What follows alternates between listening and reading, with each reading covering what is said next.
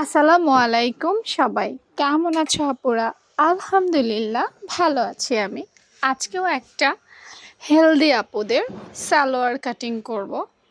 তো হেলদি আপুদের সালোয়ারে অবশ্যই আমাদেরকে কলি দিতে হয়, সেটা তো জানোই। কাপড়টা আজকে আর আপু আয়রন করিনি, মানে একদম যেভাবে দিয়েছে সেভাবেই করে নিচ্ছি। তোমরা যাদের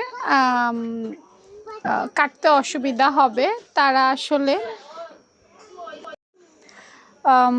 আয়রন করে নিতে পারো। আপুর মাপে হেরফের হবে না, সেজন্য আপু আয়রন করিনি। দেখো, হাত দিয়ে একটু সুন্দর করে ফিনিশিং করে নিচ্ছে।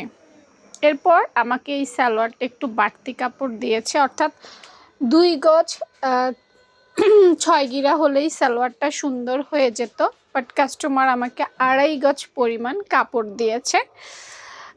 সেজন্য আমার প্রায় দুই গিরা কাপড় ফেলা যাচ্ছে। তেমন কোনো কাটছাট কিন্তু থাকে না কলি সালোয়ারে। দেখো, কলি সালোয়ারে আমি কোমরের অংশ কাটিনি, হায়ের অংশ কাটিনি, জাস্ট পায়ের দিক থেকে একটা শেপ দিয়ে দিয়েছি, এতটুকুই।